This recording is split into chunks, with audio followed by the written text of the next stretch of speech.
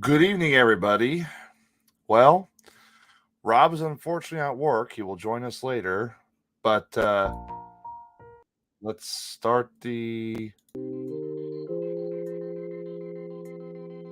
show off. We got Rob to go ahead and start. Broadcasting live from a bunker in the middle of a cornfield.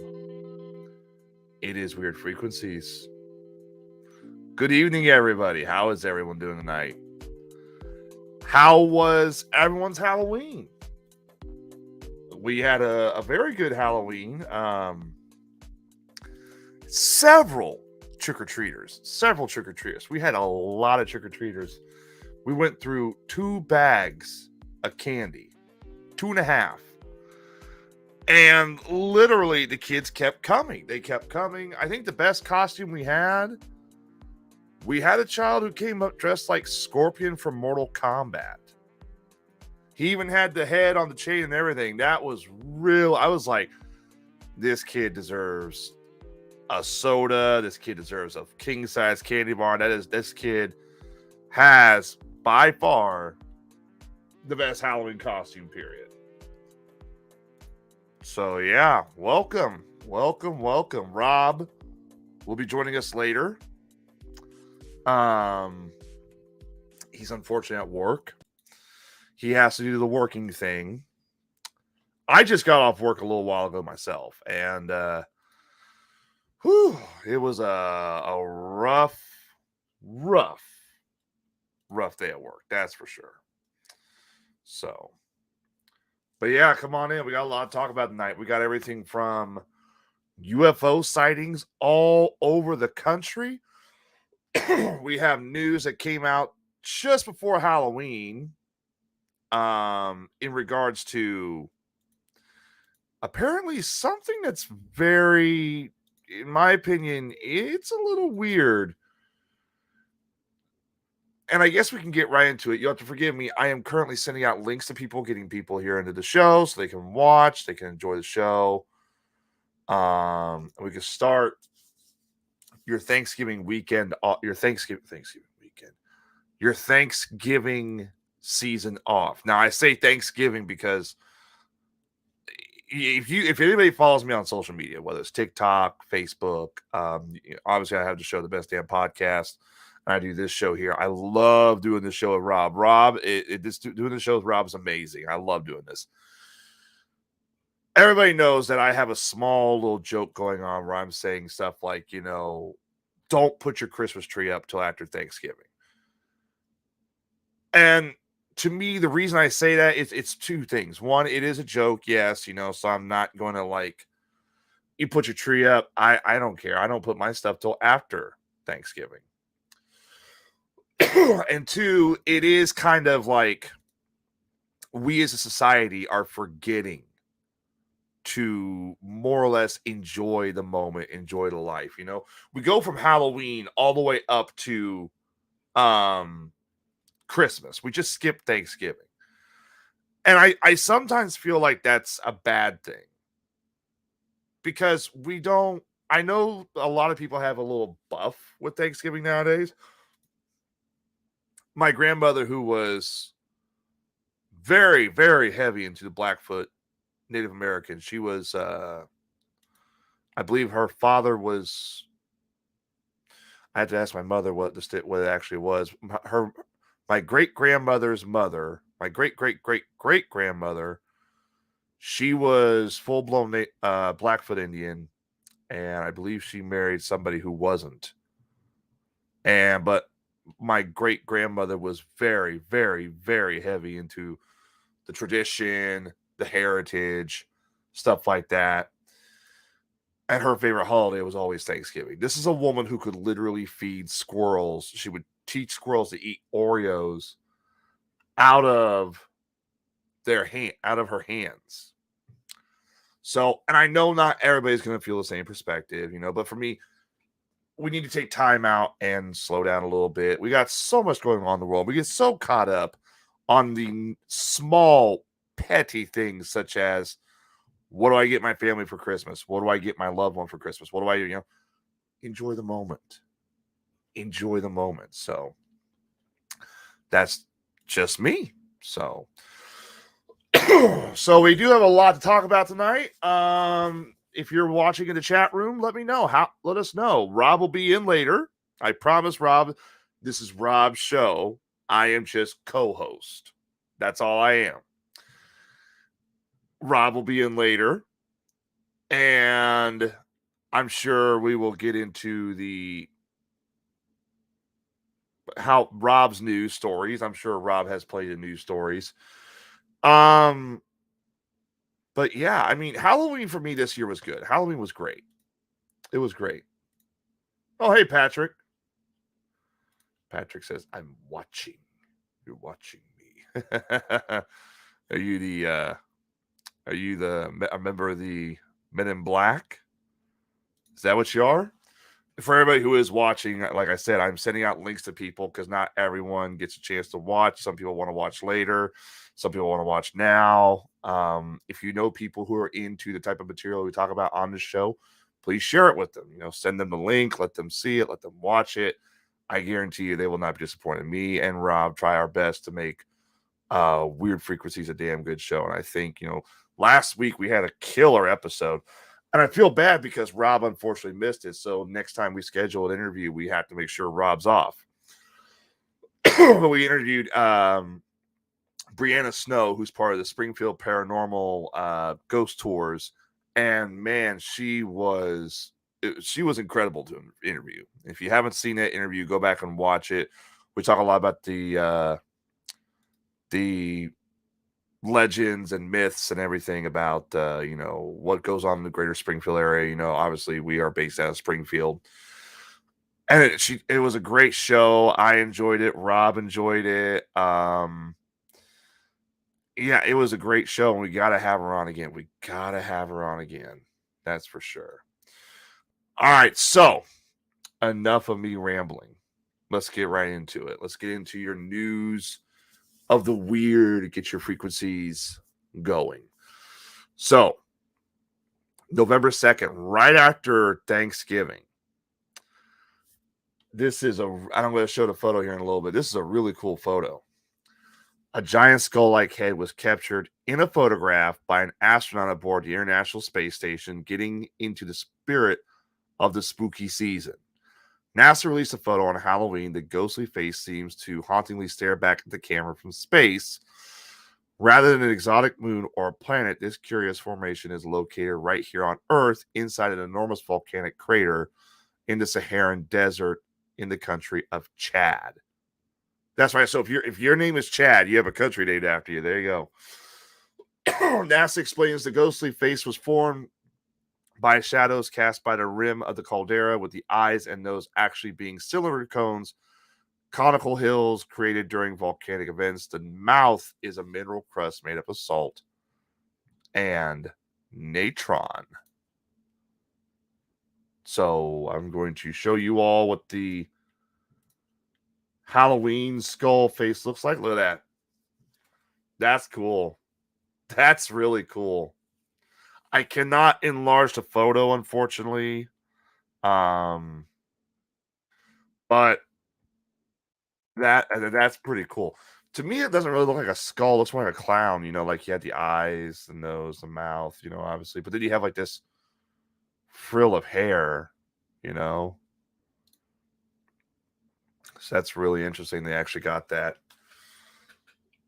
So over the past few months, we have seen in this nation a humongous uptake of UFO activity. It is the amount of UFOs that people are reporting nowadays, the amount of UFOs that people are seeing, the amount of UFOs that have been recorded is tremendous. It's so much so, I would almost say we live in a time where I don't want to say, they're going to tell us what's going on. Like, oh, they're going to come out and say it. But it's pretty evident that something has to be explained. Something has to be told, because there are dozens of UFO sightings this year. It's been a record-breaking year for UFO sightings. Now, the weird thing is you have, of course, your usual saucers. You have your triangles. This one is a bit weird. I'll read the article, then we'll show the video. An odd piece of footage from Texas shows a strange cube-shaped UFO hovering in the sky shortly after a military jet flew through the area. The puzzling sighting reportedly occurred on Tuesday at an unspecified location in the state. According to the unnamed witnesses, he and his wife were first drawn to looking overhead where an F-111 fighter flew west to east over the house. While thinking that was unusual for such an aircraft to appear in this area, the pair were doubly bewildered when seconds later, they saw a dark orb-like object appear in the sky, which the man filmed at the urging of his astounded wife. In the video, the witness can be heard marveling, "That's weird. A military jet flies by, and then there's that, whatever that is, too." Which wife replies, "I have no idea." It is. I've heard of this video, and it's strangely interesting. So I'm going to bring it up real quick. We're going to watch it, and then we'll discuss it because it is cool, to say the least. Here you go. Now, here's a little cube here. Here's a little cube.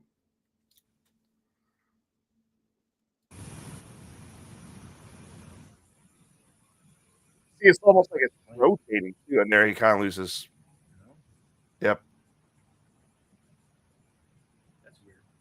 Military jet flies by, and then there's that, whatever that is.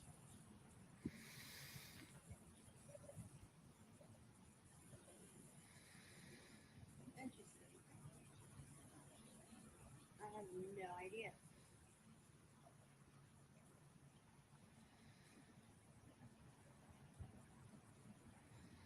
I can't zoom in any closer.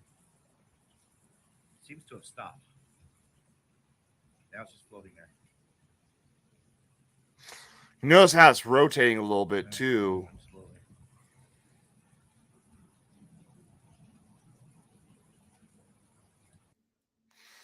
Now, it would have been cooler if they caught the actual, the fighter jet flying overhead, but they didn't.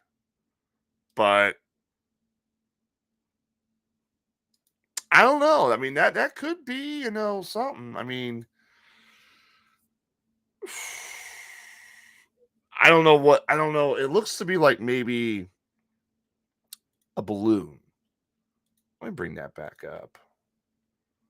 Because that is one good question. I got to do this. Okay. And then I got to, you have to forgive me, everybody. I'm working with only 2 monitors tonight. My third monitor I usually had finished off on me. It's gone. So let's play this again. All right. So turn the volume down a little bit. Now, to me, this looks like if the fighter jet had been in the video, it would have made sense and I would have believed it. But they're just saying, first a fighter jet and now this. This could be, this looks almost like it's a balloon, but if you also notice too, it's floating. It's almost like it's rotating as it sits there in the air, which is very unusual. To me, it could be a new type of drone, perhaps. The people are making drones every day that do different types of things, different cool jobs and whatnot. It could be a balloon. It could be a fragment from the actual plane itself if a plane flew overhead. I don't know. It's very interesting, because there you can see it's definitely rotating there.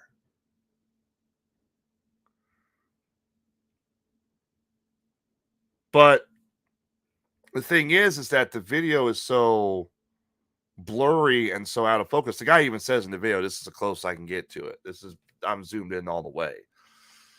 And it goes to show you that even with the advents of technology such as our cell phones and whatnot, we still can't get a good enough picture to where we can see like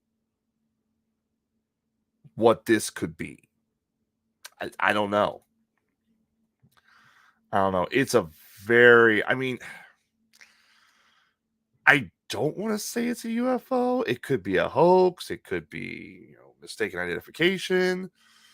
It could be, anything. It literally could be any. I don't know what it could be. All I know is that they claim it's a UFO. I don't know. And that's the thing is like with some of these UFO sightings, people just, when you're investigating something like this, you learn right away that like some people will let their minds jump to conclusions, but sometimes you could look at it as it's an optical illusion, and that turns out to be what it is, or it could be misidentification. But that kind of looks like something. There's definitely something there. Whatever it is, I don't know what it is. So again, more UFO sightings. This one in broad daylight in Indiana. Okay. So this one was sent in. The person who sent the video in is anonymous.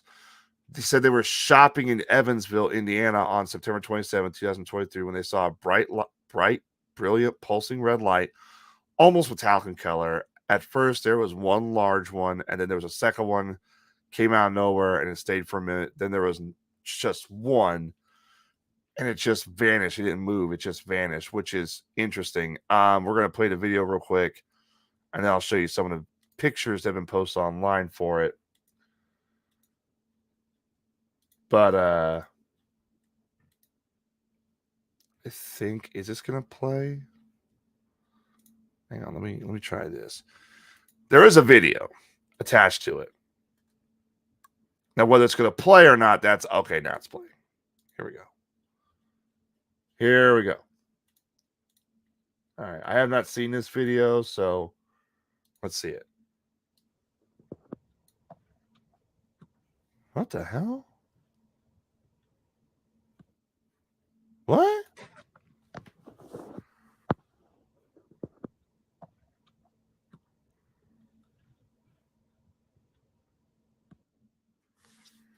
That is so weird looking. Look at that. Just chilling.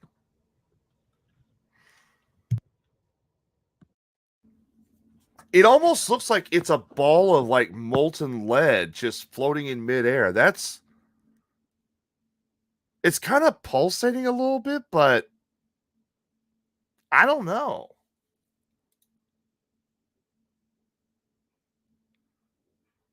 And see, it looks like there's something else. What was that? Okay.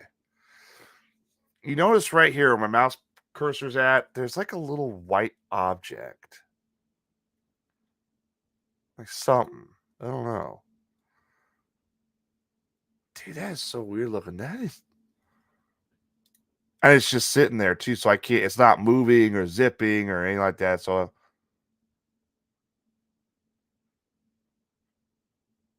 wow. Let me show you some of the photos that come with this guy. So there's another photo of it. I don't know why they didn't just videotape it.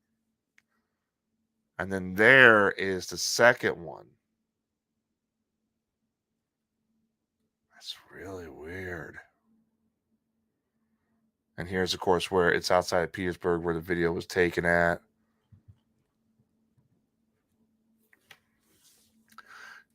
I don't know what that could be, Brilliant pulsating red, almost metallic in color. First there was one, there was two. Yeah, I don't know. That's kind of cool. And now that is something I look at and I'm like, that's what intrigues me, A rotating cube is one thing because it can possibly be hoaxed, but also at the same time could be mistaken identification. But this right here, the ball of fire, that looks really cool.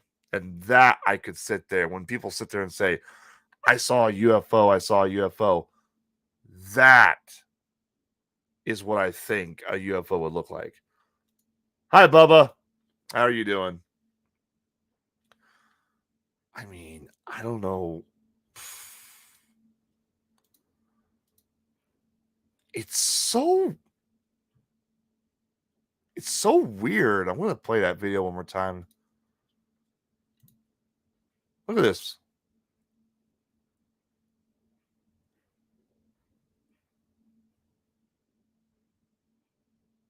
But that's one thing I don't like, though, is the fact that the video cuts off so fast. You only get 9 seconds.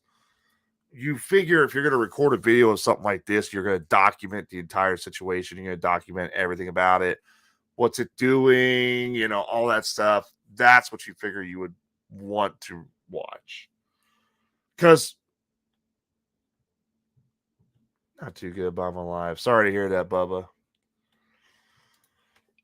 But, I mean, you look at this thing and it's like, you see it moving, you see it sitting there. Now, obviously, in the articles, we saw photos where it also reported that there was 2 and whatnot, and it changed shapes. You would want to sit there. For me, if you're going to record a UFO video, it's kind of like recording a ghost video. You want to just record the whole thing. You know, not just this 9 seconds where it's there and then boom, video's over. No, you want to record everything. You want to record where you're at, what's it doing, and you want the camera there the whole time until that thing goes away. But that is really cool. That is probably, I have to say, that's probably one of the best UFO videos I've seen in a while. I'm not even going to lie. That is really cool. Like, that's something I could sit there and say, you know, what that is, I don't know. What that is, I'm not sure. What that is has got to be like, you know. Rob is working late. He will join us later. So Rob gave me to go ahead and get started. So, all right. Well, all right. Another news story that broke. I don't think we ever talked about this on Weird Frequencies because I was at work and I think Rob was at work too, so we didn't get to do an episode that night. On October 13th, the United States Doomsday plane. The Doomsday plane. Okay. How many of you know what the Doomsday plane is? How many of you know?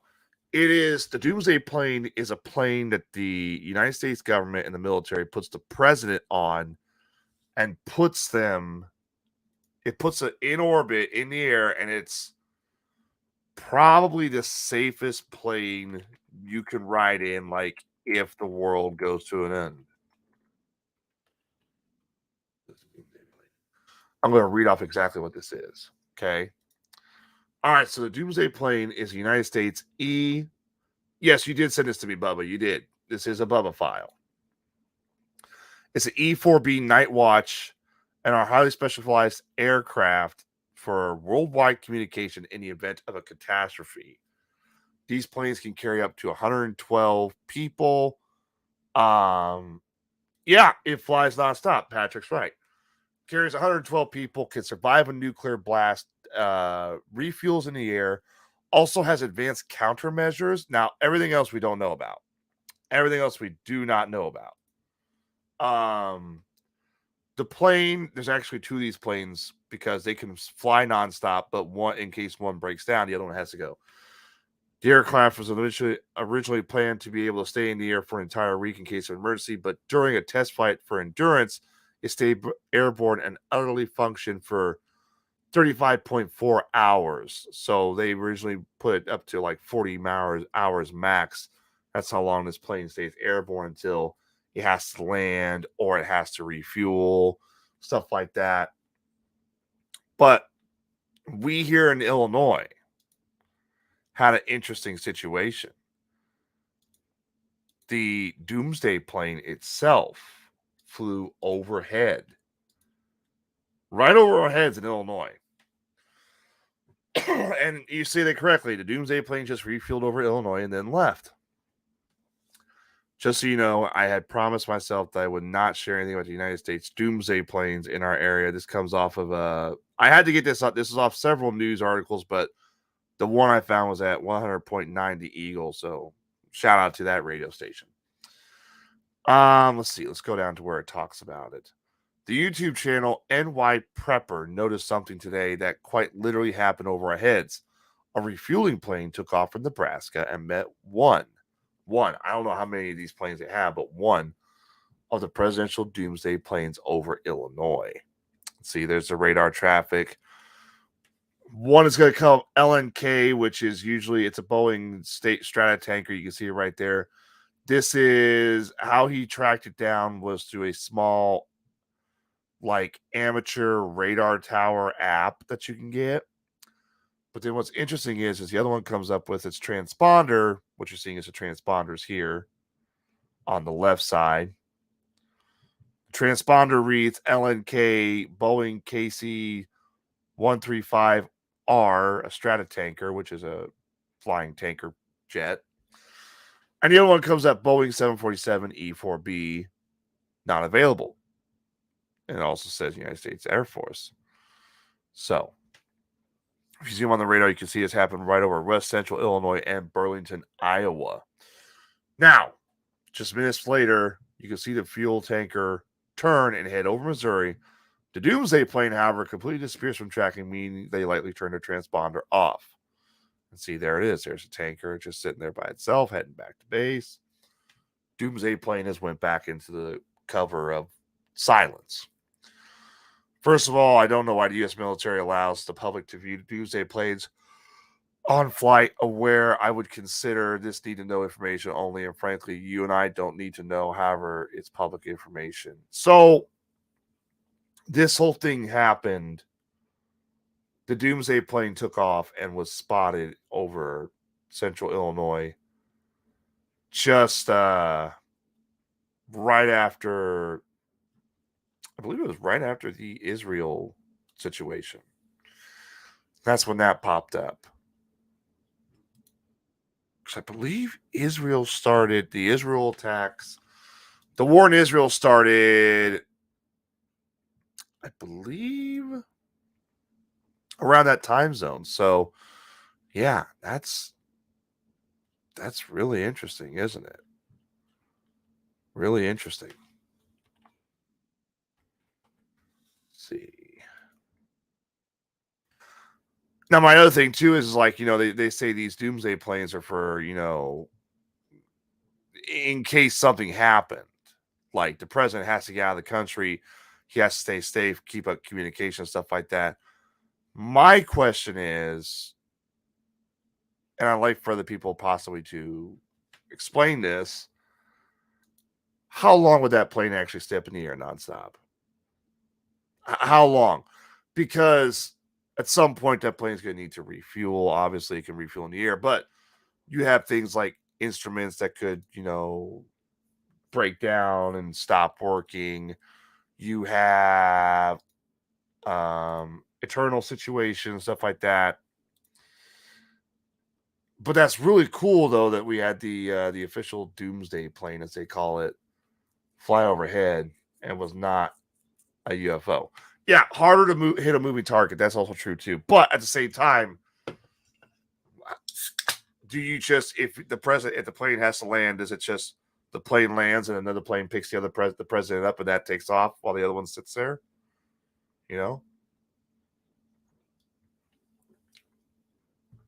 I mean, it'd be interesting.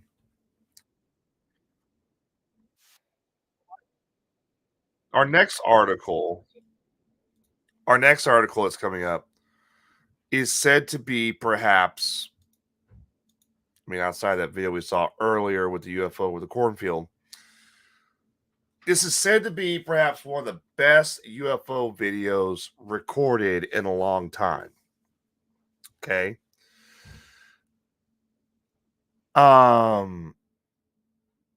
Every scientist claims this is the best UFO footage they have ever seen. This was taken of all places by a model. And yeah, we don't know if the president's on that plane. They could scramble 3 to 4 other ones. So this video was taken by a model in Colombia. They were flying over Colombia. And they're flying over Colombia in their own personalized jet. This is one of those models that does a lot And she's also recording from, I believe, the plane itself. When suddenly, I have looked for this video for quite a while and I finally found it. She's recording on video with this camera. She's recording out the plane window, but she doesn't realize what she catches. And this is the thing that I've wanted to find it, show Rob, but I'm going to play it first. And we're going to mute him. And you're going to watch it. See, look, so she's zooming on the clouds. And yep, there it is. The camera cuts away, which is stupid. See, she's recording all the clouds, and there it is. Just casually strolling by. Just.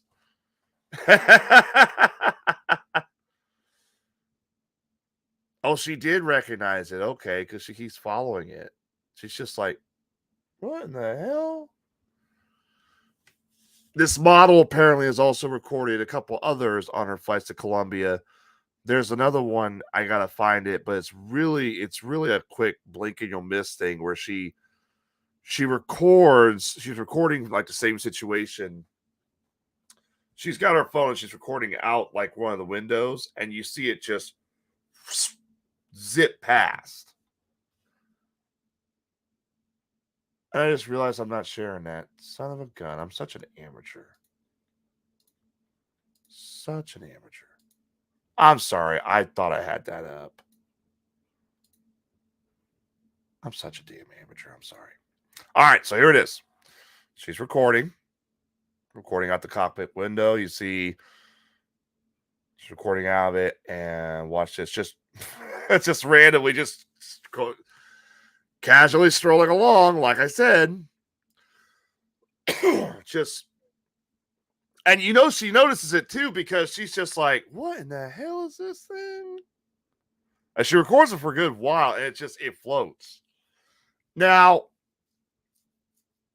the reason some people claim this is probably one of the best video evidence of a UFO in a while is because, as you can see, she zooms in on it. You get a few details on it.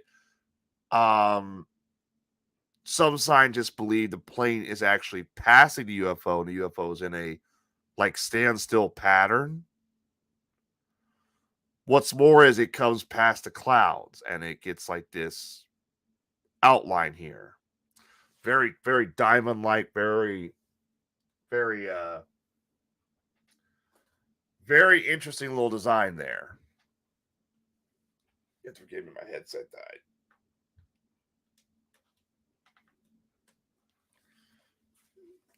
So, no, Bubba, I don't think you sent this one to me. You may not have. I'm not sure. I don't know who this is. You know what? We'll just say you did send it to me. How's that? But what's interesting, though, is that some NASA scientists have actually looked at the video and they claim that one of the dead giveaways is the object itself is blurry. Which, according to them, when it's blurry like that, it has a blurry side and blurry angles, as they're calling it. That means it's actually in motion. So it may have been just slowly floating there, like, in a neutral position or coming to a stop or something like that. And this 747 just flies past it. That could be a possibility. But everybody's saying it. This is probably, I don't know why he keeps bringing it up. This is probably one of the best UFO videos of the year.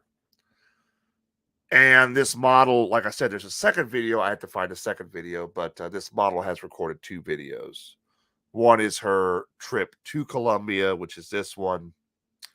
Another is a trip later on to Colombia for some kind of thing or something like that, like a model thing. And it just zips right past the plane itself. Like it's a quick blink and you'll miss moment. Yeah, excuse me. I got a little bit of a dry throat tonight. I got a very dry throat, and it ain't fun. It ain't fun at all. So, what else have we got for a night? What else? I'm trying not to go over too much. All right. Since we're on the subject of UFOs, I figure maybe we can do this. So, does everybody know the story of Betty and Barney Hill? Betty and Barney Hill were a couple who had one of the strangest and most fascinating cases of close encounters of the third kind imaginable. For years, Betty and Barney Hill talked about how they were abducted by aliens. They were experimented on.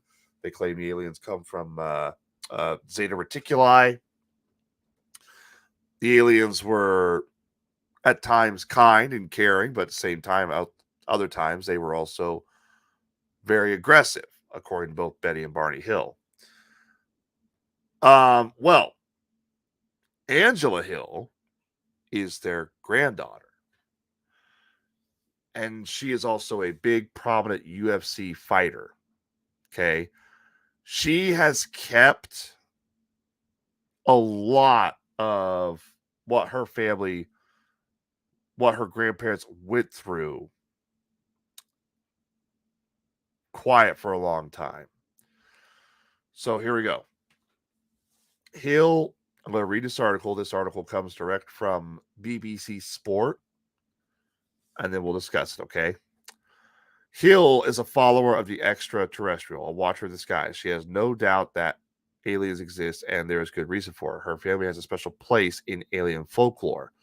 On a September night in 1961, Hill's parents, Betty and Barney, believed they were abducted by aliens. It has always been part of our family history, Hill tells the BBC Sport.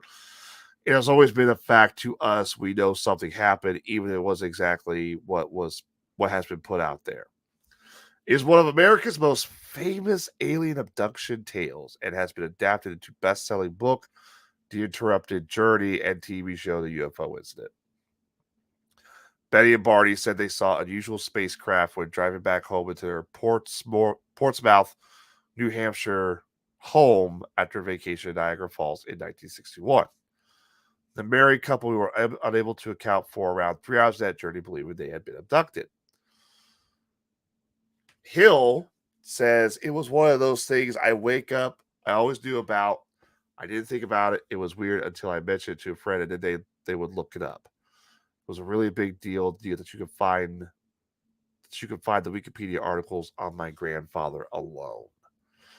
Barney died at age 46, just 7 years after the now famous night, but Betty, who was his second wife and not a blood relative of Angela, lived until 2004.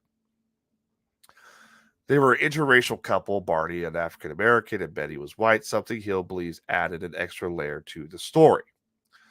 One of the most interesting parts of this is that it's about a black guy getting abducted by aliens, Hill says. Now that comes from Hill himself.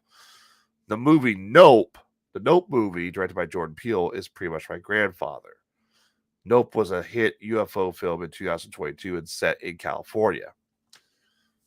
For years, people have pushed Angela Hill for any tidbits in regards to Betty and Barney's life behind the scenes when they weren't being interviewed or when they weren't the subject of investigations. Angela has for years kept quiet, claiming that what her grandparents went through was something that she was not ready to discuss to the world. Until now. Angela Hill has said that she will finally start coming out and telling the small behind the scenes stories and the small tidbits that happened to her grandparents and the small things that her mother and father both noticed, and how it also affected not only their lives but their families' lives and the health of their family and friends as well. Angela has said that she will take the entire story she knows and she will take it very slowly, dropping small pieces so as not to expose or bring up past issues with her family. But she will instead take it piece by piece to see how it works and make sure that nothing ill comes from it. Angela said the main thing that focus for me is not just a story, but also ensuring that people don't come after my family, calling them loony, calling them hoaxers, or whatnot. This is what my family went through. Historically, my family wasn't involved in the whole aftermath. My grandfather, after my grandfather died, his family just kind of let go of it. Now we're bringing it back in because so many people have looked at the Betty and Barney Hill case as one of, if not the definitive moments in UFO history that cannot be explained. So yeah, Angela Hill is finally, I mean, we already know a lot about Betty and Barney Hill. We know about, everything they went through. We know about, what they've encountered, the different abductions and whatnot. But what's interesting is that we don't know what happened behind the scenes with the family. Apparently, Angela Hill, who is a prominent UFC fighter, is going to come out on separate shows and podcasts and interviews and talk more about why it is that UFOs run deep in her family, why this story runs deep, and why the family just kind of kept quiet about it from their perspective for the longest time after their Betty and Barney had both passed away. So that's something I'm definitely going to look forward to, and I definitely want to hear for sure. Has anyone ever heard the Betty and Barney Hill recordings? The actual recordings of where they do the hypnosis. I've heard a couple of them. No, I'll have to find them someday and play them on the show. But I've heard there's at least 4 sessions, if I recall. And I believe it is a second session that is actually, the first session is the one where they're asking questions like, why does Barney wear dentures? Why does Barney have glasses? Why this? Why that? But it's the second one, I believe it's with Betty. I believe that the second interview tape is with Betty. Hi, Julie. Hi, 420. What's going on, guys? That is the one I think is the most terrifying, because if you hear some of the stuff that they went through, the equivalent of to what the audio sounds like is someone is giving you a shot against your will. Someone is examining you against their will, and that's very intrusive. But it's not so much the intrusion part. It is the fear of the unknown. Like, what is standing in this room with me? What is doing this? And it's honestly kind of terrifying when you hear her in her own voice. When you hear the interviewer asking her after the hypnosis, where are you? Where are you? And she says, she describes she's in a room, she's by herself. And then she says, not anymore. And then you kind of hear in the tone of her voice, she gets really uncomfortable and all that stuff. And you could tell, okay, look, I believe the Betty and Barney Hill story is true. I know some people say it didn't happen. I know a lot of people said, it's for monetary gain and whatnot.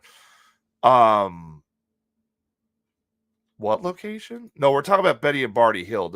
Angela Hill, who is a UFC fighter, who is the granddaughter of Betty and Barney Hill, is going to start coming forward and talking about a lot of things that happened with her family behind the scenes in regards to the Betty and Barney Hill case. And apparently, this is something a lot of people have questioned, like, how did the family react to this? How did Betty and Barney react to this? Because there was a lot of rumors that it drove a wedge into the family because of what happened. So I'm going to have to find that video. I'm going to find the video. I'm going to find the audio video and play it for people, because if you don't believe in UFOs, if you don't believe that, oh no, you're fine. You're fine.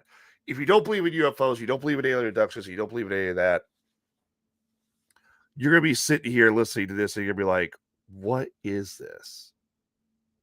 What did they experience? What did they see? What happened to them? So it's very interesting. Well, on to our next story. Now we move past Angela Hill. Earlier back in August, during the UFO UAP Task Force Commission, we reported on here that a website was being built to report UFO or UAP videos and sightings and information. Man, I feel like I might be coming down with something. I'm not sure. Well, now that the internet site, when we first visited, was down, now it appears to be running just fine.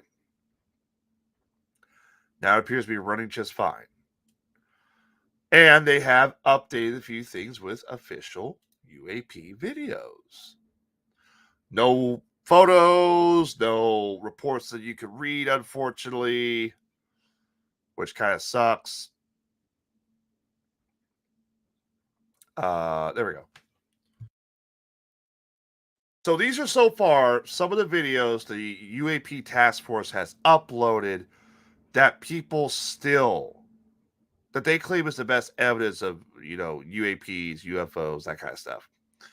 So far I have 1, 2, 3, 4, 5, 6, 7, 8. There's the gimbal to go fast. These are 8 videos. Oh, there's Commander David Fravers right there.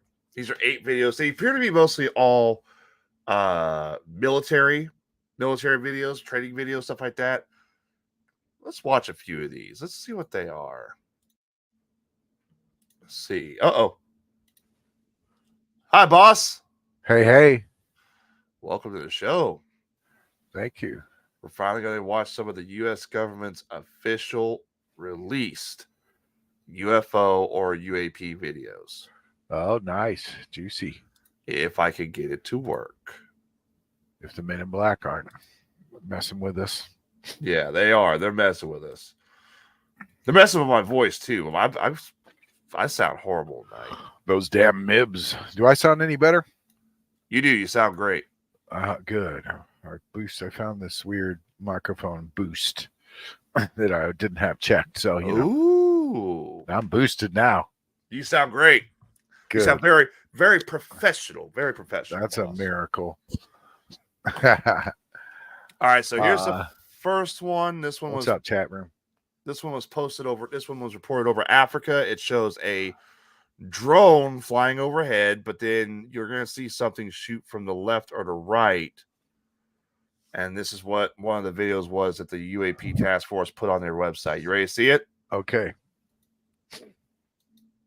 Let me restart it. Unclassified. Okay, there's a drone. Oh. Ooh. What was that?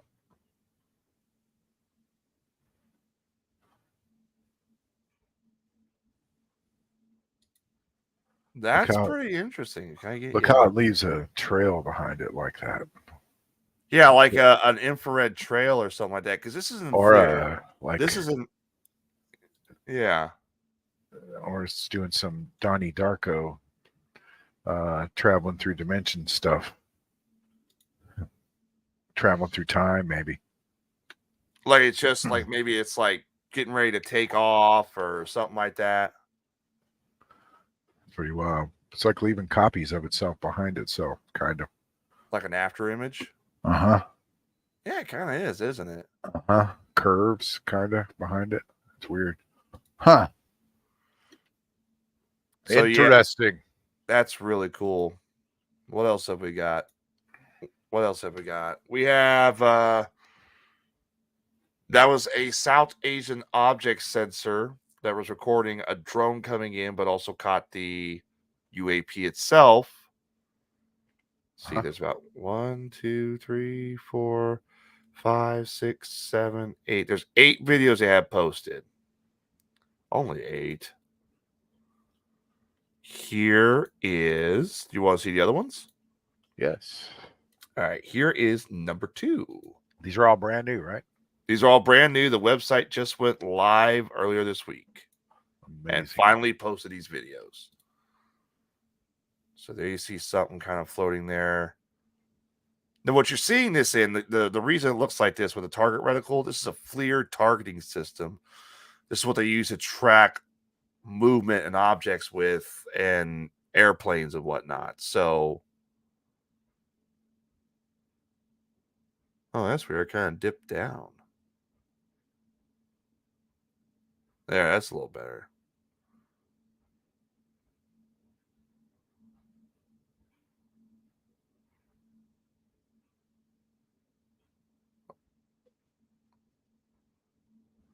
Looks like a Christmas bell almost, you know? See there, it's swapping. What it's doing is when you see a flicker like that, it's changing filters to try and get a better look at it. So right now it's in like a form of infrared. See, yeah, it looks like there's two of them.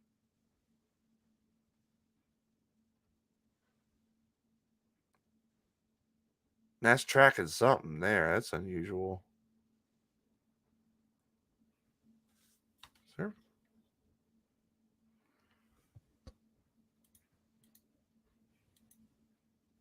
Huh. Hey, what's going on, Adam? Taylorville in the house. He just moved to Taylorville too. Yeah, I don't. What do you think of this? What do you think that is, Rob? It's wild. Yeah, this one Why do they have such shitty footage? You know. Well, it's like I said, these are FLIR targeting footage. This is to identify because you're looking. Okay. What they're looking for is an IR strobe, which usually means that's friendly. But this one here looks like a Christmas bell. Uh-huh. Yeah, let's move on to the next one. Let's see.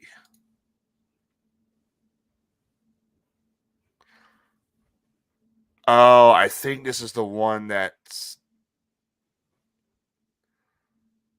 Yeah, this is the one. So this is the one taken. All right. I'm gonna read this one because this is a good one too. I've seen this one. An open hearing, unidentified anonymous aerial. Okay. So this one was taken in the Middle East. This video was taken in the Middle East by a drone flying overhead. Now, a lot of people have said, hey, Zeus, a lot of people have said that there are reports of UFOs being spotted over the Middle East, but they've never really been identified or videotaped. This is one of those black orbs. Remember last summer where the orbs, the little floating bowling balls people kept reporting? Uh-huh. That's what this is. So you see people walking around, and there it is. And the drone even follows it.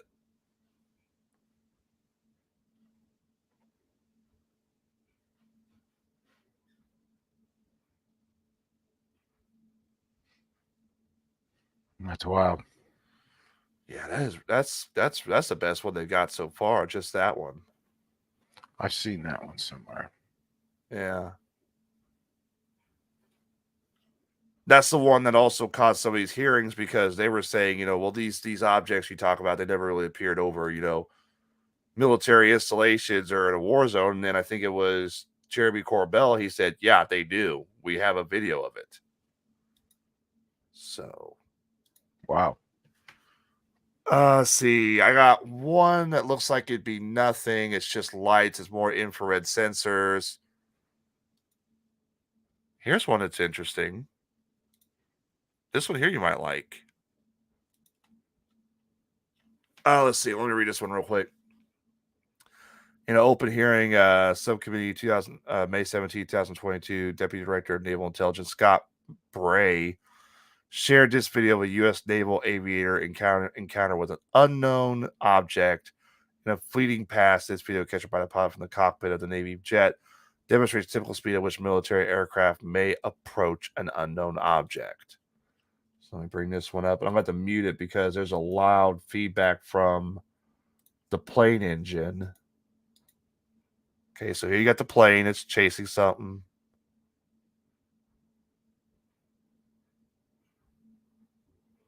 There it goes. You see it? Yeah. It's Flash a real quick. Right there. It's a real quick blink and you'll miss it video.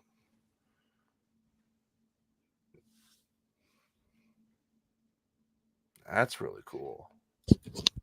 And then the other two videos they have on the website looks like it's the video with Commander David Fravor, what he shot from his F-16. The other one is what's called the gimbal. Another one with his F-18, and then the Go Fast, which is the one that these are the three that were videotaped over the coastline out on the West Coast. So yeah, they got a few up. Sometimes I think, some of these circular objects, these little small circular objects could be coming from anywhere. Those could be from China. Those could be, I think we probably have perfected a little floating metal ball that could probably move around and do whatever we want it to do, Like a drone type thing? Or? Sometimes I wonder if these orbs just from other countries spying on us even, I don't know. Right, it could be. By the way, I want to show you this. We discussed this earlier. This is what I found today. This guy caught a video of a UFO in broad daylight. I'm going to pause it real quick. It's just playing. Hi, again. Susan. What do you think of this? Watch. Now you got to watch. It's going to zoom in. It's only 9 seconds, but watch this. Look at that.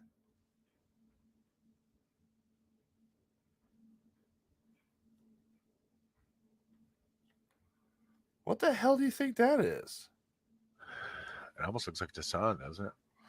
It's not the sun. No, that's the thing. I know, but it's like it looks like you ever see those videos of the guys that make like metal tools or metal objects? Like, they superheat the metal till it's like liquid hot so they can mold it. That's what it looks like. Why is that all the footage? What's he doing? Yeah, I don't know why it's only 9 seconds. Come on. Why didn't he start driving towards it or go check it out or whatever? Yeah, it's like I said on here, let me take a 9-second clip and that's it. Well, let me take a 9-second clip of what could be. Who thinks like that? I don't know. Maybe he got a phone call. It looks really fake, though, when you think about it. Kind of easily faked. Could be, but it looks cool to me. It was cool. It was weird. Yeah, it was. So yeah, go ahead. Just not very compelling footage, but it was cool. I like it. Are you buying it? I'm actually gonna go on a whim, and I'm gonna say, yeah, I'm gonna buy it this time. Then watch. It's gonna turn out to be fake. Watch. You're giving that a thumbs up.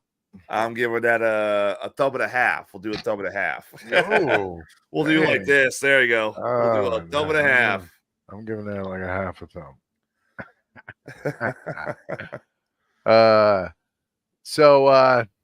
Cool. Very cool. We got any more new UFO footage or what? Or I got a couple things for you. Oh, well, go ahead. Let's go ahead and see what you got. Yeah. Okay. Let's see. Well, how was your Halloween? Good. I worked the whole night. So, but my grandbaby went trick-or-treating and she had a really good time. Oh, nice. Yeah. So that was fun seeing her dressed like a Care Bear. And she brought me candy at work too. Her mommy bring me some my favorite Reese's peanut butter cups at work. So that was cool. And she was dressed like a Care Bear. So okay. So I've seen some clips this week that just were really interesting to me, and I just hate to kind of replay clips other people have played. I mean, they'll create, but this isn't really the case with this one, but the last one is. But this one here, so I'm going to get metaphysical on everybody a little bit. Let's see, where's our let me share my screen here. Present my screen. Do. So this is cool. This is just about we're gonna get a little metaphysical and sciencey. So this is about just how your body is electric, and how you can kind of recharge it. And you can, it's really important to, they're trying to keep us all indoors, and they're building these new cities that are all indoors, and there's no going outside at all. These 15-minute cities, and it's really, and everybody lives in the city, and they don't even get to go outside and just touch the grass. It's important to just go outside and just walk in the grass and your bare feet. Like, it actually charges you. And even just like, they have the old saying of tree huggers, but like rubbing against a tree, like, it charges you up. It's a trip, like that. And so this is scientists right here that will explain a little bit about it. It's just, the message here is, get outside and recharge yourself. Let's Right. see. I'm sharing this now. I'm sorry. Share Oh, you're okay. screen.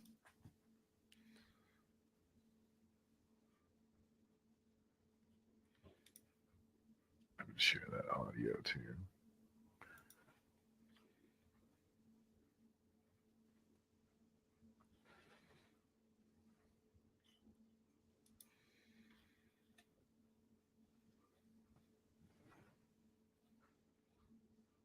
That's funny because this might be really loud. I hope not.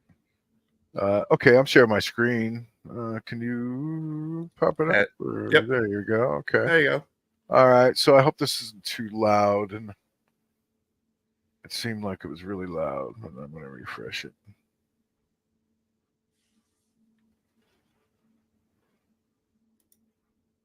On one side, it's how many electrons are we putting in? And there are a lot of electron donors. Electron donors can be getting out in the sun, can be walking barefoot in the grass. It can be leaning up your body up against a tree because the tree has electrons and will donate them to you. Hugging an animal, a common way that makes people in nursing homes feel better is to buy them a dog or a cat. They hold the dog or the cat and get electrons from it. The animal runs outside and recharges itself and brings some back to you. Moving water is an electron donor, whereas still water tends to be. Listen to this. Still water is good for you, right? Right. But moving water is bad for you. And so is moving wind. Wind moving around you steals your electrons. Like sticking your head out the car, you think it feels good on your face, and but by the time you get there, you're exhausted because you've had your electrons stolen from you from the air. Isn't that a trip? Listen to this. The electron stealer. Moving air is an electron stealer. That's why when you ride in a convertible, you look really cool, but you're always tired when you get there because the wind steals electrons from you. On one hand, we look at what things can put electrons in the body, and then what things steal them. And again, the most common stealers are dental infections, emotional baggage, various toxins, particularly the toxins that we are getting from things like GMO foods and pesticides and other kinds of things, air pollution. There's a lot of toxins around us. And of course, one can almost include in the concept emotional baggage. They're toxins in a different way, in that they rob us of voltage that we should be using for something else. So yeah, that's pretty interesting. I thought that guy is amazing. Well, all my electrons are gone then. Shit. Isn't that wild to think about, though? That I've heard that before, and I do believe in that. I think that makes good sense. the part about wind and water, though, moving water is like is steals from your body, but still water charges you. Yeah. Huh. Anyway, something for you to wrap your brain around. Chat room, what do you guys think about this guy? I think he's pretty interesting. So, and I've heard that from a lot of other people. Really, everything he's saying, you know what I mean? I've heard a lot of people say these things, and he just put it eloquently in good terms that I wanted everybody to kind of hear. pretty cool. Now here's something else kind of trippy. We're staying in the metaphysical. This is a technique. It's a breathing technique to channel high frequencies. Ooh. Says it across the bottom there. Yeah. So that's what the show's about. So we're gonna play a quick exercise, which, you know, again, I'm showing a video of a girl showing a video. That's what the world's come to, ladies and gentlemen. You know, if I had the original on TikTok, I would have played it. The original's from Gabby Zara 333. So sorry, BYZAEARA 333. So we want to be sure that we, you know, shout out to her. I had to zoom in on that to read it. Okay, here you go. Check her out. We'll refresh this. Turn up the volume. To a higher frequency or Sorry about the funny lady in the front, but what's the lady in the back?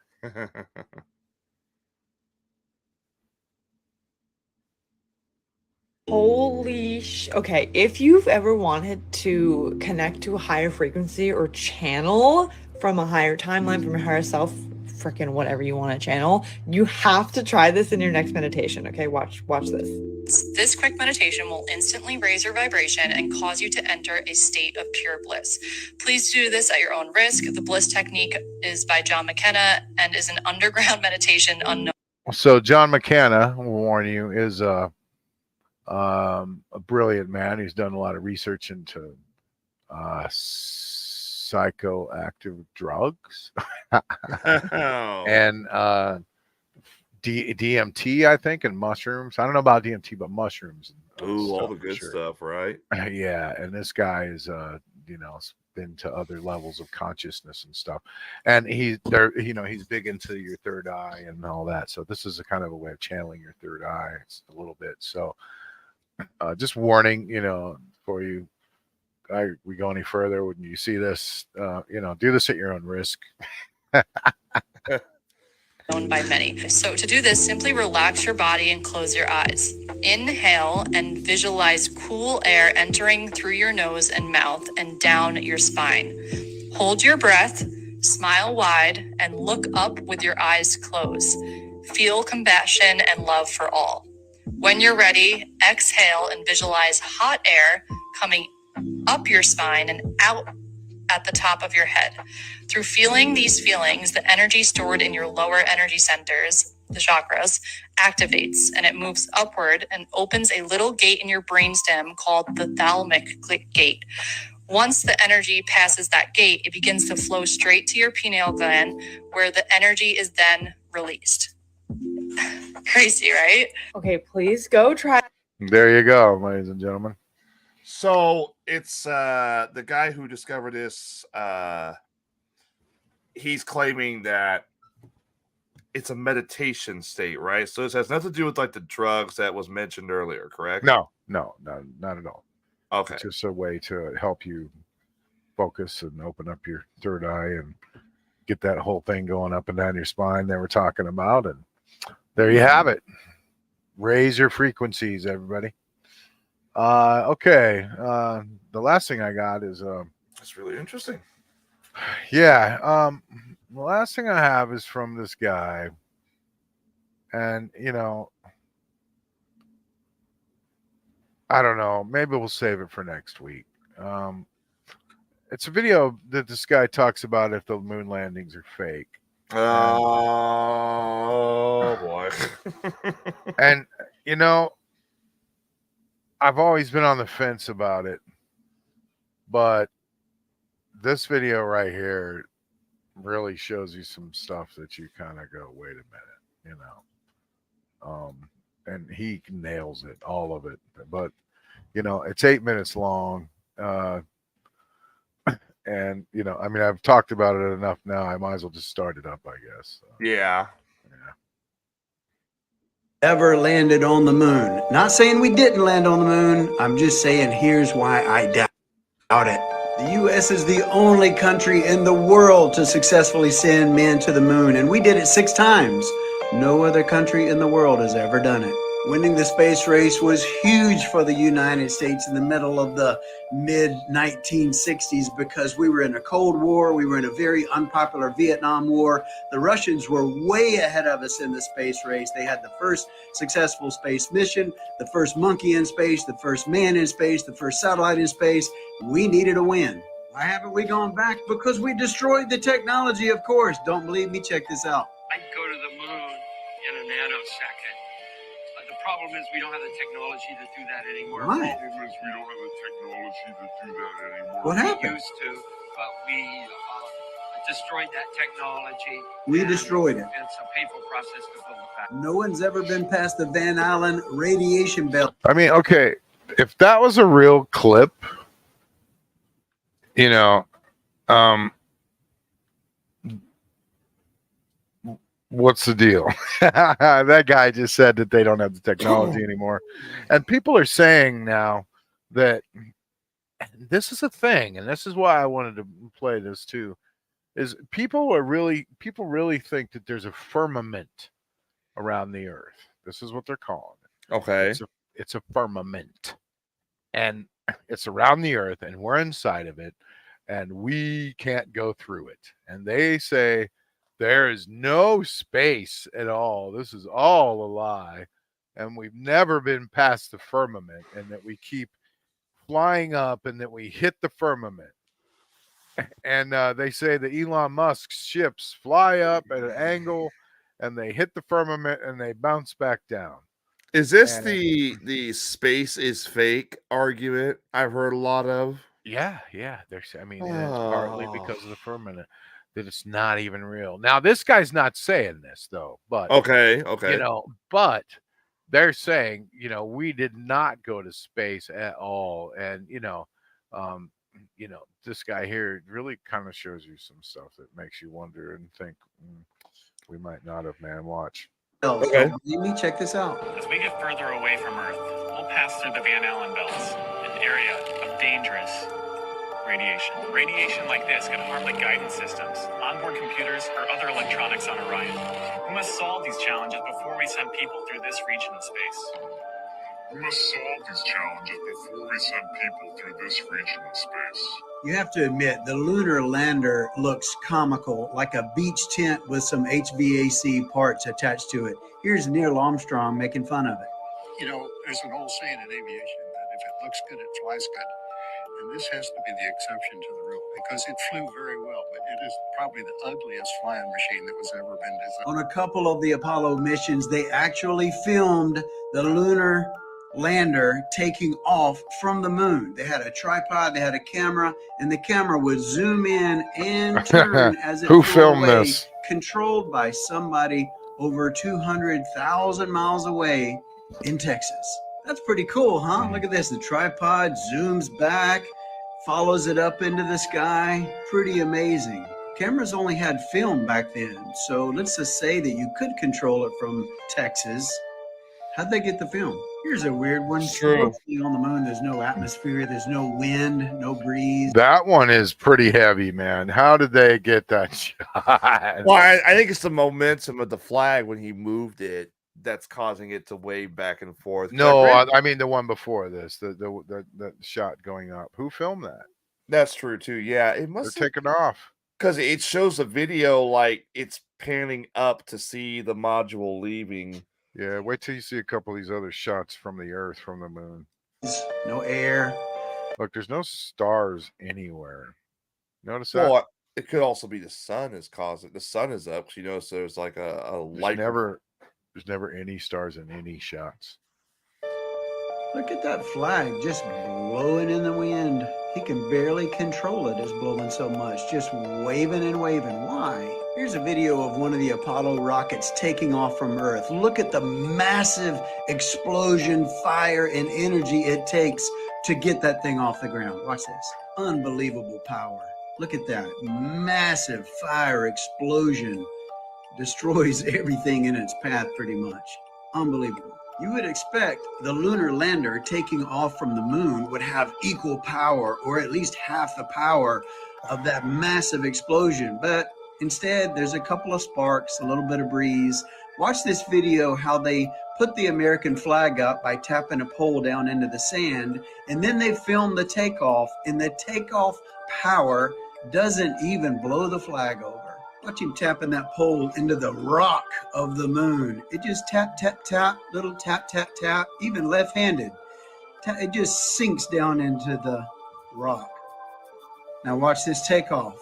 The massive power. Oh, it doesn't even blow the flag over. Here it is in slow motion. Didn't require that much power. Neil Armstrong, the first man on the moon. You would think that would be a big deal, and they would be equipped with all kind of photos. You know how many photos of Neil Armstrong there are on the moon? 2. Greatest accomplishment in history.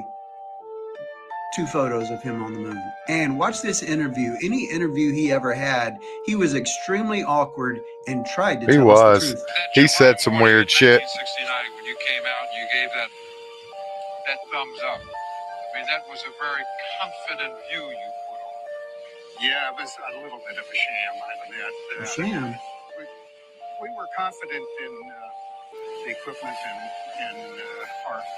our own readiness to go, but you know, the reality is a lot of times you get up there, get in the cockpit, and something goes wrong somewhere, and you go back down. This is another funny one. Nixon. Well, I mean, you know, I think he twisted that one a little because I'm sorry, go ahead.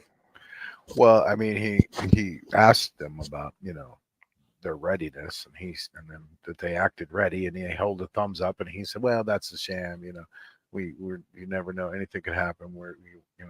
We were just, that was kind of a sham, you know. We really weren't ready for, you know, as we thought or whatever." But you know, he was talking about that. He wasn't saying the whole thing was a sham. You know? Right. I got a few things about this video too. I want to say, first of all, the part where he says, you know, like, look at the massive rockets compared to what they use to take off from the moon. That's because the moon has no atmosphere. To launch a rocket into space, you have to have enough to get through the Earth's gravitational pull, the atmosphere, and actually get the rocket and the module itself pointed in the right direction. So I disagree with that there, where he says, you know, look at these massive rockets they have here, but look at this tiny one they use to take off the moon. The second thing I have a problem with is when they say, you know, the flag waves a lot for some reason and doesn't show any signs. That's because I heard somewhere supposedly because of the vacuum of space, if you were to launch a cannon in space, if you were to take a cannon up there and launch a cannonball, okay? Yeah. The cannon would float for infinity farther and faster than the actual cannonball itself because of the momentum. So now, as far as the cameras go recording the launch, that I don't know. That's sketchy. Maybe they had late 20th century webcams, maybe. So Adam says less gravity. It's lunar regolith, lunar sand. This guy's twisting a lot of this, in my opinion, and the rocket has to travel 9.81 milliseconds to escape velocity. Adam's a smart guy. Yes, he is. He is twisting a lot of it. Yeah, like the last thing there, you know, where he's like, "What sham?" You know, he wasn't even talking about the entire mission being a sham. He was really twisting his words there. A couple more interesting things, though. Check it out. The stuff to me that's interesting are the shots of the guys jumping around. And it looks like they have harnesses on their stomachs holding them up. It really does. I mean, watch that part closely. Okay. It looks like one guy falls forward and like comes back up, and like it looks like they're hanging like puppets. Yeah, I mean, I don't know. It's sketchy. Check it out. Phone call to the moon. Okay, yeah, he didn't phone call a landline to the moon. He called Houston, Texas, and was tied into a radio that was communicating with the moon. But radio communications requires massive antennas on both sides. Where was the massive antenna on the moon, on the lunar module? That phone call took place June 20th, 1969 at 11:49 Eastern time. So universal time, this is the time it would be. Let's see where the moon is in relation to the Earth. Watch this. radio call was even possible. So it would have to be from the United States to the moon, a direct shot. So nothing was in the way, not the curve of the earth. But as you see in this video, the moon is behind the curve of the earth from where they made that call in Washington DC and Houston, Texas. Follow me on this one. Look at that. I mean, how did they do that? Make that phone call? Possibly bouncing a signal off of different, not satellites, because satellites didn't exist back then, but perhaps different radio towers to get to the signal where it'd be the strongest, maybe? I'm not You sure. just, what kind of technology did we even have that was capable of bouncing around the planet like that? Interesting one, though. Here we go. They say we weigh 1/6 what we weigh on Earth on the moon. So if I weighed 180 pounds and I've got a 180-pound spacesuit on, that's 360 pounds divided by 6 is 60 pounds. So if these spacemen in their suits were 60 pounds, like a 60-pound kid walking around, why would they look like this? I'm going to show you in slow motion the way NASA gave it to us, and then I'm going to show you in normal speed. Look how comical this is. Here it is in slow motion as NASA gave it to us, kind of floaty. Oh my gosh, that's so cool. I wish I could be up there on the moon and bounce around like them. Look at them just practically floating. How many 60-pound kids on Earth walk around like that? I would say 0. 60 pounds is 60 pounds. Watch You can this. almost see the harnesses holding them up and how they're having trouble walking with it and just stumbling over. Now look at it in normal speed and you'll see that it makes a little more sense. They're just running through the desert. It looks like. Not real floaty or Look. nothing. They're just jumping up and down and look pretty normal to me. Now the falls looks like a harness. It's like a harness to me. Like they're holding them up and they're having trouble with it. Comical. 24 men have gone to the moon. 12 have actually walked on the moon, yet not one of them, with all the footage, all the video, all the pictures, not one of them thought to look straight up at Earth and show the video or the picture of Earth directly overhead, because we on Earth see the same side of the moon all the time. So Earth would be directly overhead from the moon all the time. Not one of them thought to turn the camera up and look at Earth. Pretty crazy, right? Not Oh, one of them come thought to on. see stars. They Watch can this. tune the Hold on. adjustments on the camera to see stars, but there's not one star ever shot from the moon with their footage. Why? This is the famous Earthrise Now look at shot this. from one of the Apollo flyby missions taken from the capsule itself on flyby.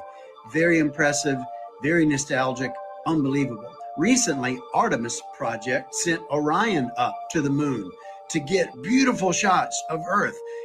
Comparative to this, it's like, okay, wow, we're going to get so much better because we're so further along with technology.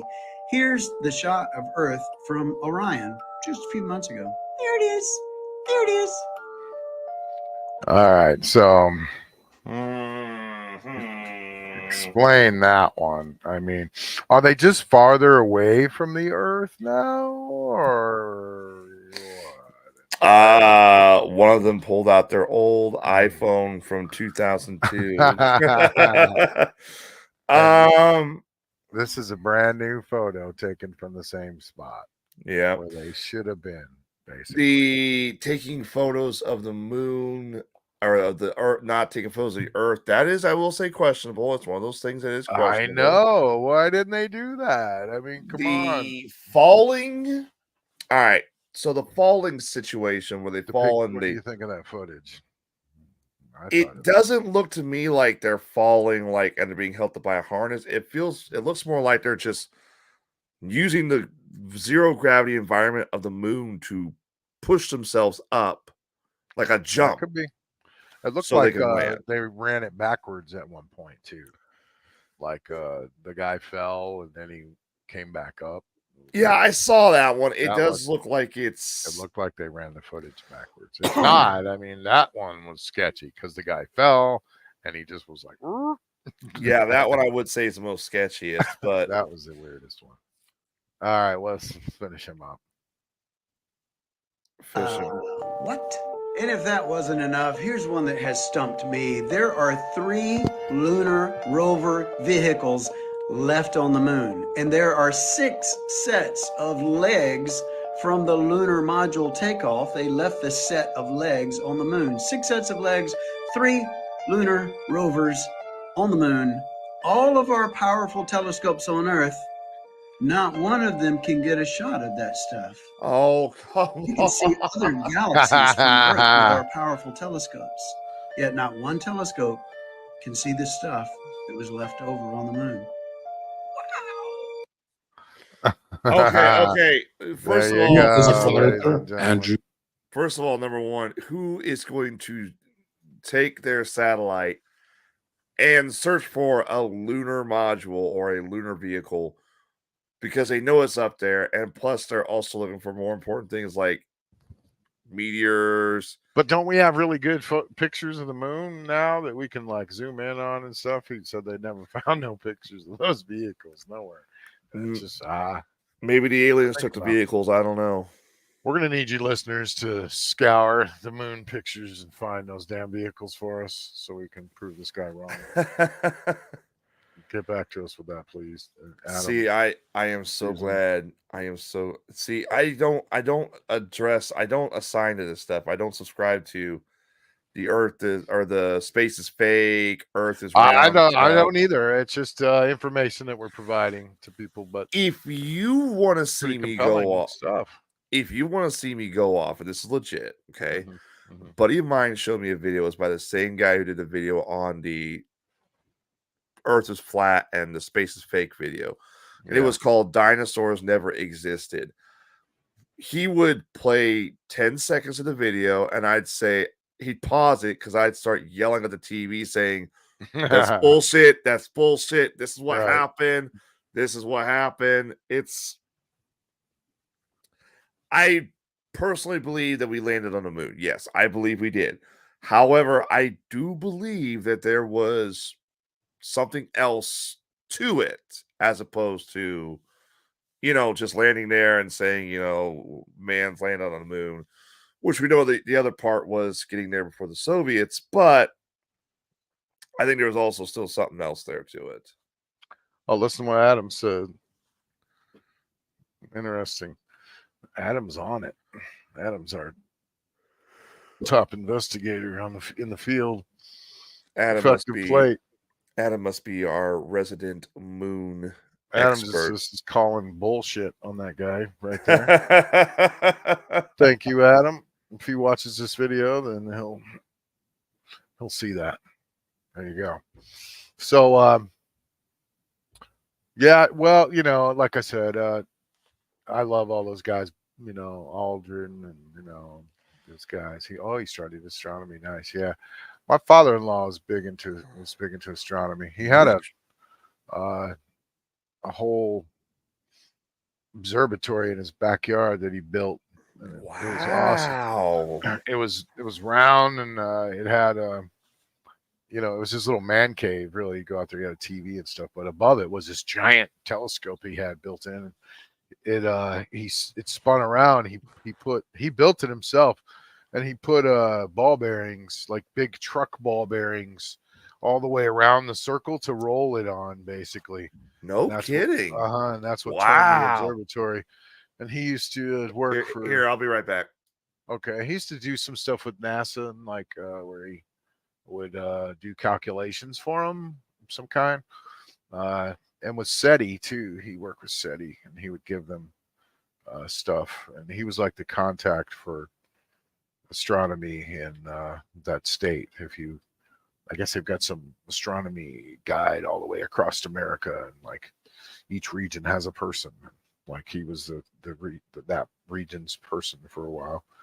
So anyway, yeah.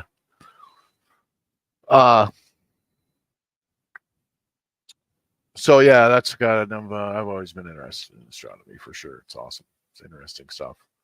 And that's why I throw a lot of space stuff in here. And this guy just broke down this stuff in a way that, I hadn't really seen, and it's new, and I wanted to hear everybody's opinion on it, not just mine. So that's cool.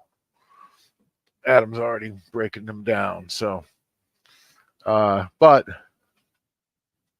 interesting stuff. So let's see. That's about all I had for the night, you guys. unfortunately. I think, was there one more story I had? Wait, let's see. Hold on. Give me 1 second. I'm sorry. Sorry about that. I had to change the laundry around. That's all right. Our cats. Yeah, Susan's getting tired. See, the guy's twisting of facts upset me. Yeah, that's the problem I have with a lot of them too, is that a lot of people who want to sit there and say that stuff like we didn't land on the moon or the whole space is fake stuff or Earth is flat, they do twist the facts very, very hard to fit their narrative. And I hate that because you can't accept the facts. Like, I will never know, like, I could never tell you, like, astronomy stars or, you know, constellations in the area. I'm sure Adam could because that's his field of expertise. That's what he studied and that's what he's enjoyed. Mm-hmm. But I would also never pretend to know what they're saying or know what they are, because that gets me in trouble, because eventually someone like Adam is going to call bullshit on what I'm saying and doing. Right. So, but they seem to not care. They seem to like sit there and try and convince, oh, you don't know what you're talking about. You don't know what you're talking about. You don't. I'm pretty sure he does. So, well, we're gonna end the show with a video of the most massive megapod of dolphins ever caught on camera. You ready? Yeah, let's hear it. End it with something happy. All right, go ahead. Here we go. Oh, I heard of this. Found in the ocean. Few can beat the spinner dolphins. There we go, ladies and gentlemen. As well as gathering in Look huge at all numbers, them damn dolphins. they are the acrobats of the dolphin world. Look at the dolphin. Remember Scarface? Look at the pelican. They can leap 10 feet high and spin 7 times in a jump.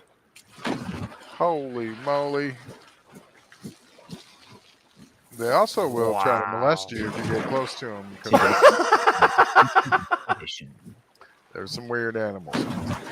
Spy Dolphin is here to find out how they work as a team.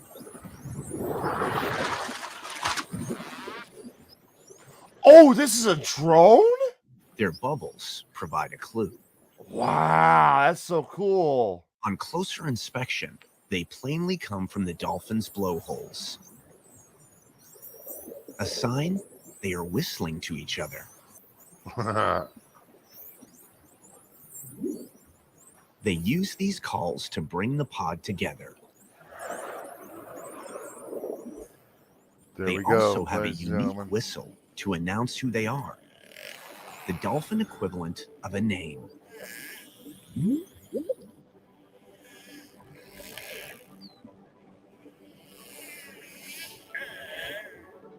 They're like, hey, Joe, how's it going? As well as whistles, they Hey, use Marty. clicks to communicate too. Some clicks are ultrasonic. Shout far out to above our hearing PBS. range. All this works at close range, but to contact dolphins far away, they use their corkscrew leaping. For an aerial view of what's going on, Spy Frigate films from above. Oh, look at this. Isn't that The wild? And how leaps they can be seen by distant add in dolphins. these drones. Yeah. Get this footage. While the splashing can be heard from far and wide. Check out the robot bird. Oh, there's no robot birds. Oh, birds aren't real. Birds aren't United, real. they can hunt as a super team. They charge. That's going to freak the whole birds aren't real Our people spy out if they see is in that the video. midst of an I extraordinary told gathering. you. They land on One of the wires to greatest free charge. megapods ever filmed. Dude, look at how many of them there are. I know. Look at this. This is massive. That's why I had to end the show with this. Look at this. It's something nice to go to sleep to tonight, Spy everybody. Dolphin is here to witness this astonishing moment. Look, the spy dolphin. Isn't that crazy, dude? Wow. There you go, ladies and gentlemen. So let me ask you a question real quick. Let me ask you a Uh-huh. quick question before we log off. Mm-hmm. If we can build, it's kind of a scary thought. If we can build drones to look like and act like and function like dolphins or birds, how weird would it be if another civilization could do that with us? Like they build a drone that replicates, a human, maybe, for example. Oh yeah, you're right. Because then they wouldn't have to do the whole abduction stuff like that. No. Just send the robot down and spy on us that way. If you can think it up, it's probably already been done, Tyler. Probably, yeah. The humans, I think, can think things up almost. I think we can, in a way, we can think things into existence. I always say that. Like look at the Jetsons. We have everything off that cartoon. Look at Star Trek. We almost have everything from Star Trek. There's a few things we don't have. Teleporting. Yeah, we do. Yeah, teleporting and warp speed. Warp speed. That's two things we don't have. We got everything else though, almost. And we don't have spaceships, but yeah, I mean we got. What do you mean? We got spaceships. We got SpaceX flying around up there. We got we launched a car up in space with a dummy. I would love to see an advanced civilization find that thing and be like, "What in the hell is this?" These dummies. They're gonna be like, "Just keep going, keep going, next planet." Yeah, Adam, you're right about sorry, we didn't mean to upset you, but I understand the guy, the video. We don't condone or agree with that video. That's why we played it, also to talk about it and pause it and get your comments and you got in your 15 cents also, so that's good. That's what's cool about this show is we can break down videos like that and kind of go, nah, I don't know. Even a couple UFOs videos we watched, Tyler, I like the first couple. The last one I was like, nah, I don't know, you know what I mean? So yeah, that's what's cool about this show. So thank you for participating, Adam, and we love your intelligence too, so believe that. I would like to possibly take Adam and have him talk about all the astronomy signs that would be up in the sky during the summer, because they're saying this. They're saying this summer the idea is that most street lights in the city, they're going to start converting most street lights in cities to LED with motion sensors, so they'll shut off or dim in some situations if there's no traffic down the road for a certain amount of time. But they'll have a sensor on.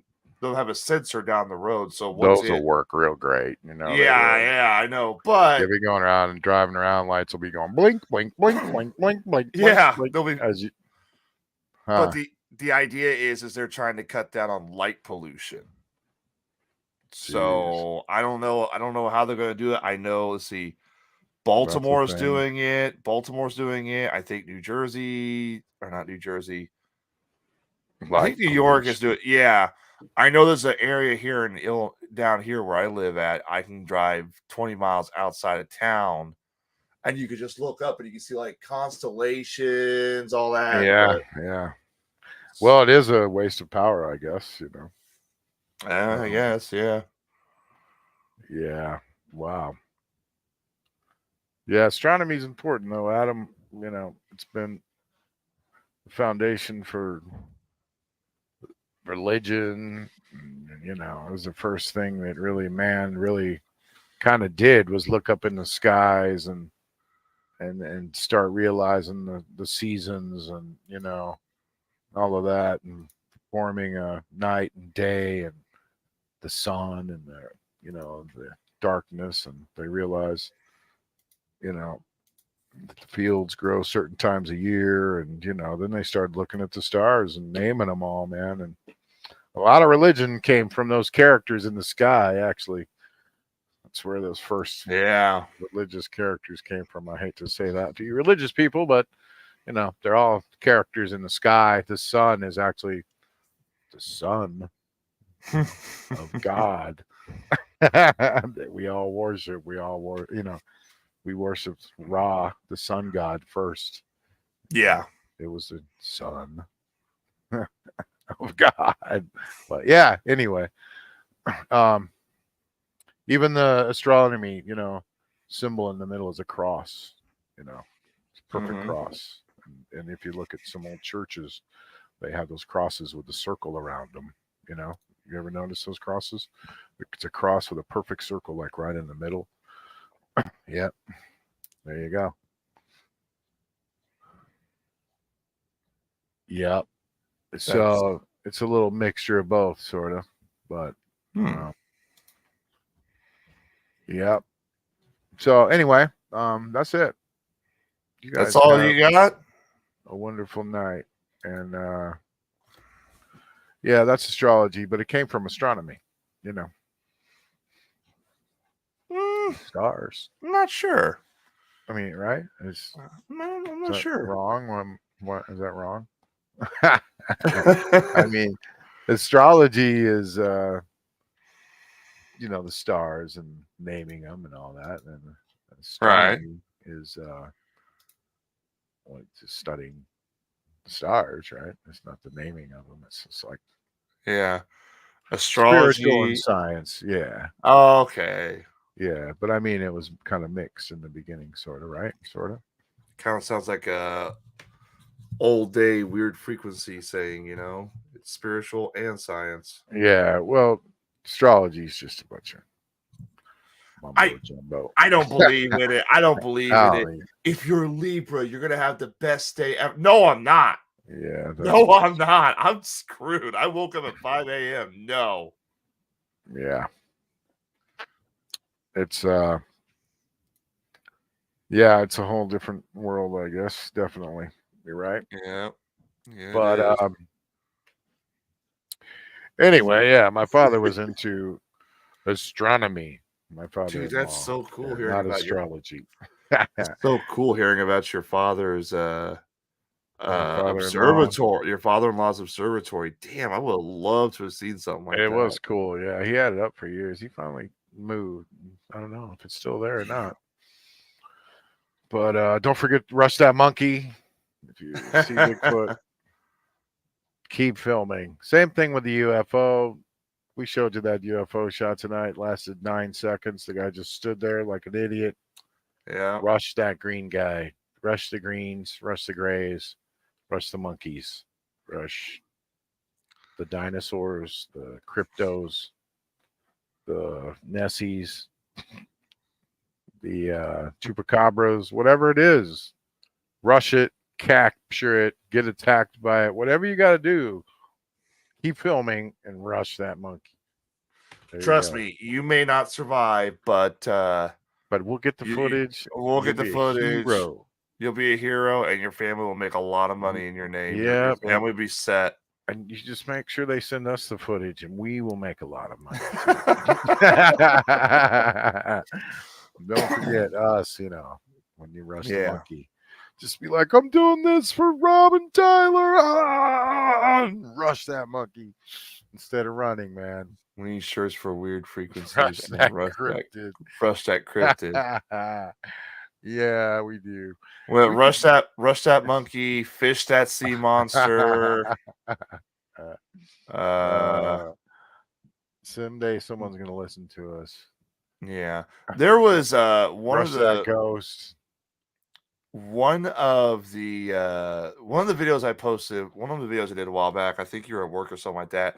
I showed a video of people at a campfire, and there's like a creature or something behind a tree, and every once in a while you see it lean forward a little bit, and it's moving and looking around. And I don't know if it was real or not, but my fiance's boyfriend was watching. He watches in the morning when he's getting ready for work, getting his kids ready. He watches, the Weird Frequency show. Then he said if you time it just right at watching that, it looks like it's leaning over asking for a joint.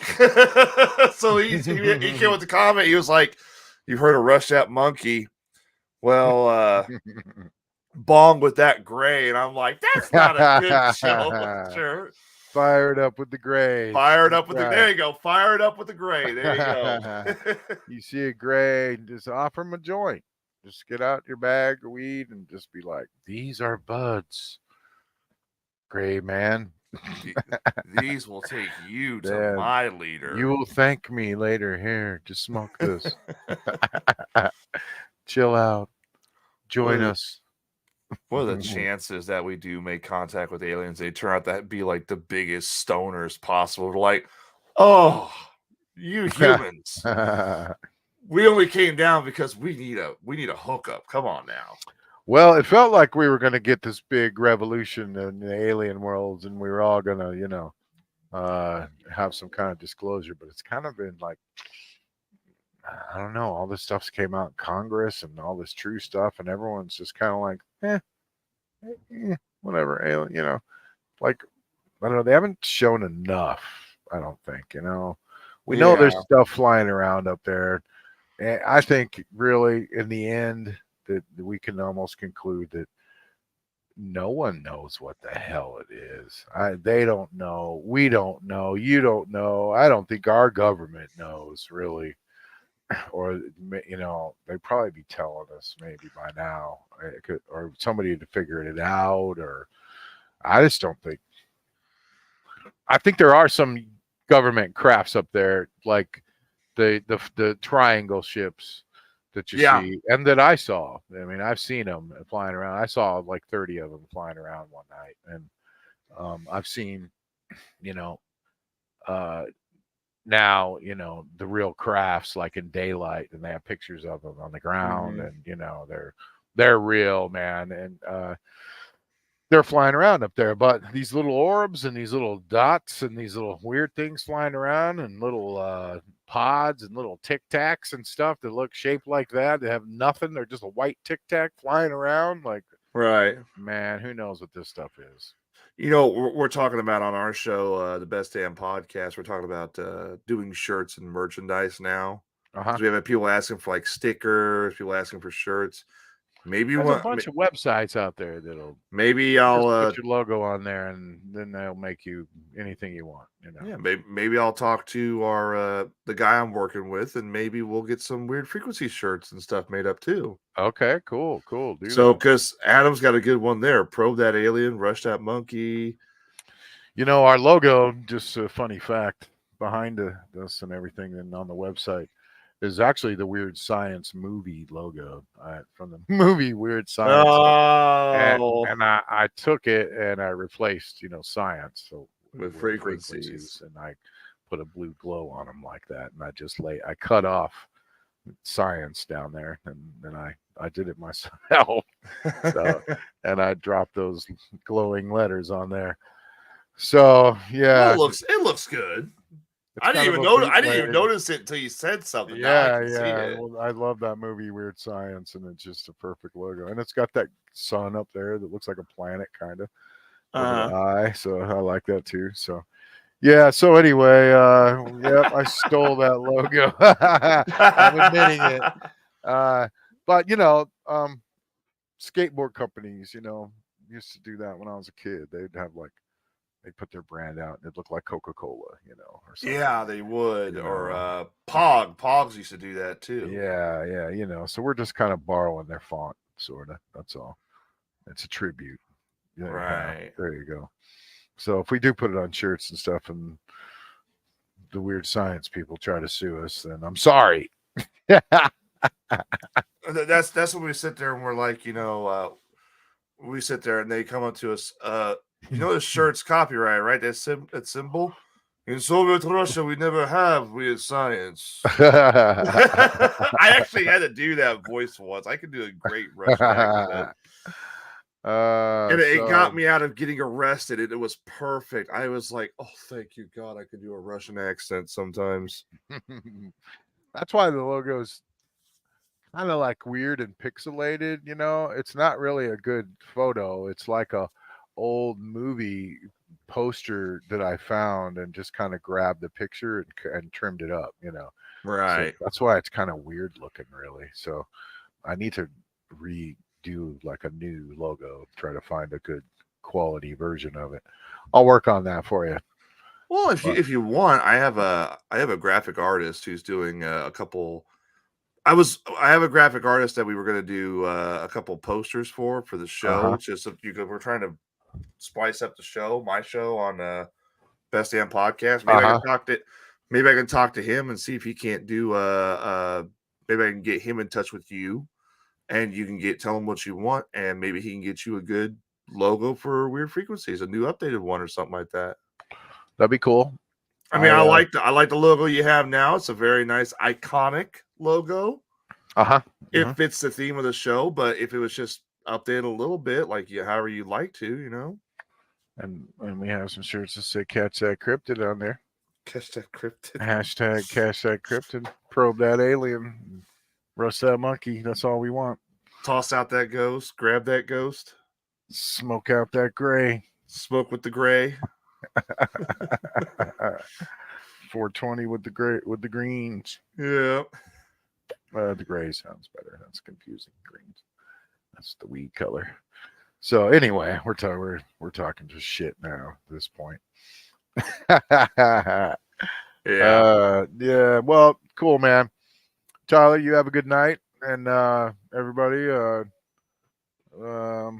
We usually go through what we learned tonight. We learned a little bit about how to raise your frequency through a breathing exercise. We learned the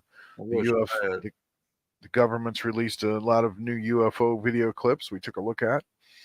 We learned that there's some guy out there trying to prove the UFO landing's fake by slightly misleading people with a really good video.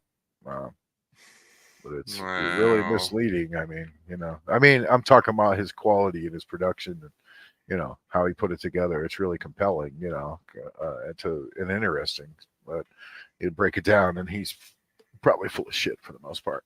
So there you go. Good night, Adam. Have a good night. Good night, Adam. Get some sleep. You guys have a good evening. And don't be putting up any Christmas decorations yet. Oh, don't my forget God. that. No. No Christmas decorations. I know 5 people who have done that, and one of them sent me the video of them, because I hate that. You watched earlier. You watched me talk about that earlier, right? Yeah, I hate that. One person sent me this afternoon while I was at work the video process of them digging out their decorations, putting the damn tree up. And I was like, son of a bitch. A friend of mine in my Discord was talking about it, saying, I was telling him our deal, and then we tell everybody this, and I was like, you already sent me a picture of that snow pumpkin man in your front yard you got already, dude. I saw it. But yeah, anyway, he was like, it's just one blow up. It's the first of many. So all right, man, have a good night. We'll see you guys next week. All right, we will see you all next week. So long, everybody. Later, Tyler. Peace out, everybody. Later, Rob.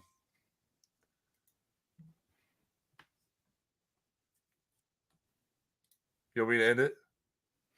Yeah, you have to. Oh, okay. You're in control. Melt that snowman. No, you're in control. Melt